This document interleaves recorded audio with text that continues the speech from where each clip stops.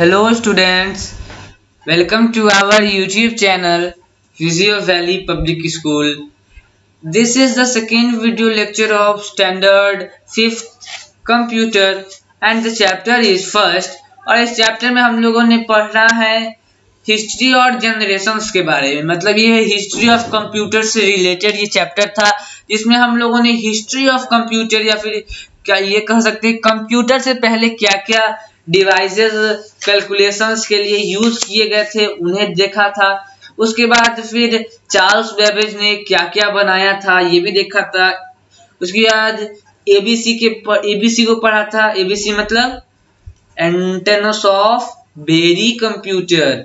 उसके बाद फिर हम लोग ने इनेइक फिर यूनिवेक पढ़ा, ये सब तो पढ़ लिया था। फिर हमने देखा था कि चार्ल्स बेबेज जो है वो है फादर ऑफ कंप्यूटर। फिर हमने 3 पुराने कंप्यूटर की फिगर देखी थी जो कि 1975 में इंट्रोड्यूस्ड थे और उसके बाद ये तीनों पर्सनल कंप्यूटर थे।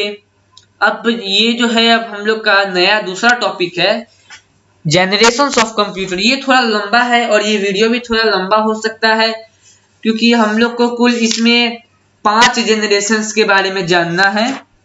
First, second, third, fourth, fifth, पांचों जनरेशन को हम लोग अच्छे से पढ़ेंगे। So let's start. Computer are classified into 5 generation based on the technology used, the way they work and their size. देखिए कंप्यूटर को कुल 5 जनरेशन में बांटा गया है उनके टेक्नोलॉजी और जिस वे में उनको यूज किया जाता है उनके वर्ड को और उनके साइज को देखते हुए कुल 5 मेजर पार्ट में डिवाइड है और वो 5 पार्ट को हम लोग 5 जनरेशन भी कहते हैं। अब वो जनरेशन, पहला जनरेशन है हमारा फर्स्ट जनरेशन कंप्यूटर। अब इस कंप्यूटर के कुछ फीचर्स दिए हुए हैं पर ये आप देखो ये 1942 से लेके 45 तक रहा, मतलब कुल 13 इयर्स तक ये कंप्यूटर का ये ऐसे computer first generation type computer used हुए। फर्स्ट जनरेशन कंप्यूटर मतलब चार्ल्स बेबेज वाला कंप्यूटर हो सकता है। तो इस कंप्यूटर के क्या फीचर्स थे? पहला फीचर ये वैक्यूम ट्यूब यूज करता था, मतलब इसमें वैक्यूम ट्यूब होता था, वैक्यूम ट्यूब का ये यूज करता था। अब मुझे तो नहीं पता वैक्यूम ट्यूब का यूज कैसे होता है और ये बहुत एक्सपेंसिव होता था वैक्यूम ट्यूब और बहुत हैवी होता था। ये कंप्यूटर भी बहुत हैवी हुआ करता था और कंप्यूटर बहुत बड़े साइज का हुआ करता था और उसको चलाने के लिए बहुत सारा हीट चाहिए होता था। तो इस कंप्यूटर का कुछ ज्यादा एडवांटेज नहीं था, सिर्फ डिसएडवांटेज था कि ये बहुत ज्यादा खर्चीला था। उसके बाद ये बहुत ज्यादा हीट लेता था, हेवी था, ज्यादा जगह भी लेता था और वैक्यूम ट्यूब यूज करता था। अब इस कंप्यूटर के एग्जाम्पल्स क्या क्या है? इनेइक, उसके बाद EDSAC और यूनिवेक। ठीक है, चलिए अब हम लोग चलते हैं सेकेंड जनरेशन। सेकेंड जनरेशन जो कंप्यूटर है वो 56 से लेके 64 तक रहा, मतलब कुल 8 इयर्स तक ये कंप्यूटर रहा है।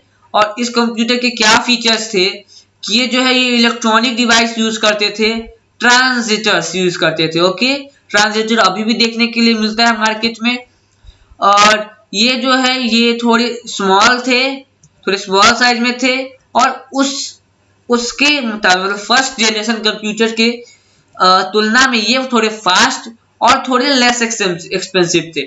मतलब फर्स्ट जनरेशन कंप्यूटर से बेटर सेकेंड जनरेशन कंप्यूटर था और ये टोटल 8 इयर्स ही रहा है। अब एग्जांपल्स क्या है?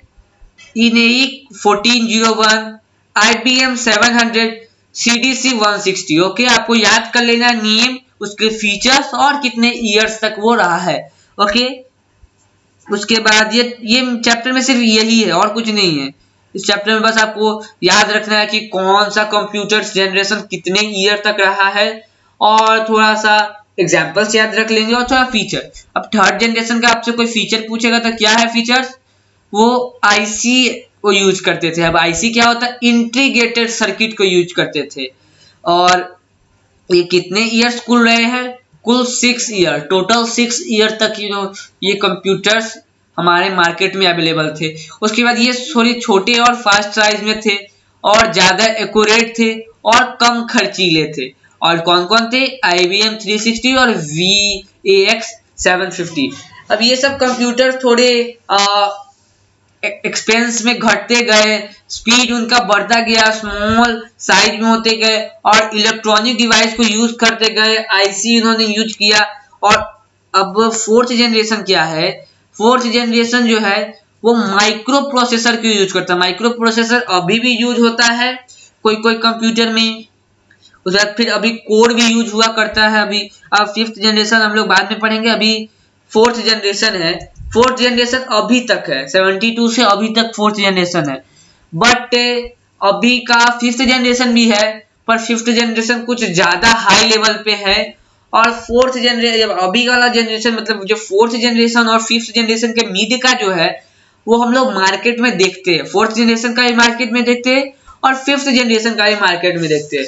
पर फिफ्थ जनरेशन का यूज जो है वो ज्यादा हाईटेक होता है, ज्यादा ऊपर के लेवल में होता है, साइंस के लेवल में होता है। और हम लोग जो भी अपने होम के लिए अपने यूज करते हैं अपने लोकल्स में या फिर स्कूल्स में और जो भी मॉल्स में यूज होता है वो सब फोर्थ जनरेशन होता है। और वो कंप्यूटर जो है माइक्रो प्रोसेसर यूज करता है और साइज में सब स्मॉल होते हैं, चीप होते हैं। आप मार्केट में जाओगे तो 30,000 20,000 में आपको लैपी कंप्यूटर्स मिल जाते हैं और फास्ट होते हैं, इजी टू हैंडल होते हैं, ज्यादा एक्यूरेट होते हैं और लेस एक्सपेंसिव होते हैं।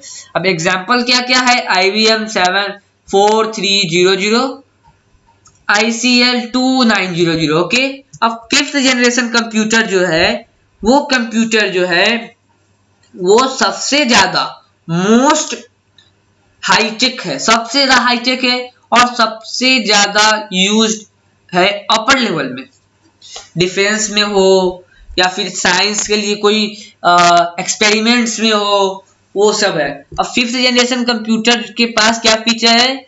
वो जो है AI यूज करेंगे। अभी से प्रेजेंट से लेके फ्यूचर तक जाएंगे ये। अब AI क्या होता है? AI टेक्नोलॉजी ये आपको जानना जरूरी है। AI टेक्नोलॉजी क्या होता है? AI टेक्नोलॉजी आर्टिफिशियल इंटेलिजेंट होता है। अब इसमें क्या होता है? इसमें होता है कि रोबोटिज्म, देखिए जैसे